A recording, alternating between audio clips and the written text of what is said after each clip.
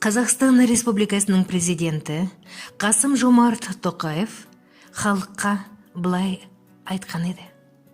Алғыс айту күні біз елді өркендететін, тату тіршілік пен жарасымды сыйластық жолындағы ниетіміздің тоғысқаны үшін бір-бірімізге алғыс айтамыз.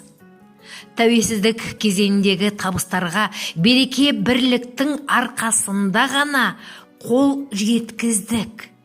Бұл егемендігіміздің баға жетпес байлығы.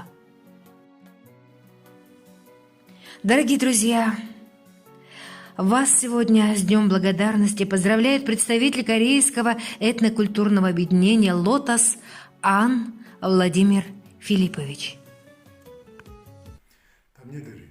Алло, Хасенька, я представитель корейской диаспоры, обращаюсь к народам Казахстана, ко всем этносам с сердечным поздравлением, с наступающим большим праздником, Днем Благодарности.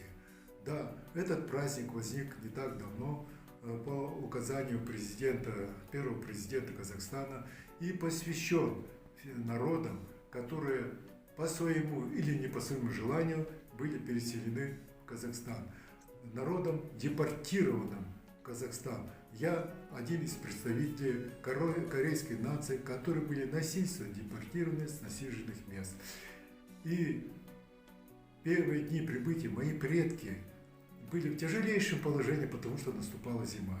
Местное население оказало взаимную помощь и в продуктах, и в обустройстве.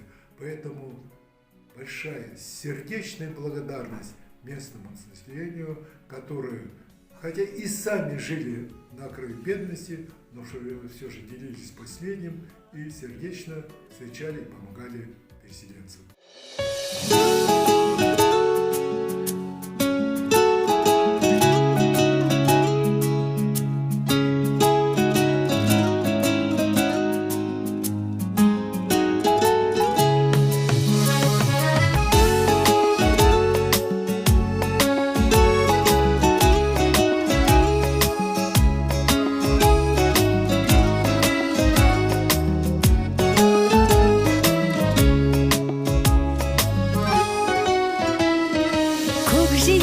Күн сәулесін таратқанда, бақыт бар көрінбейді нәрәк таңда.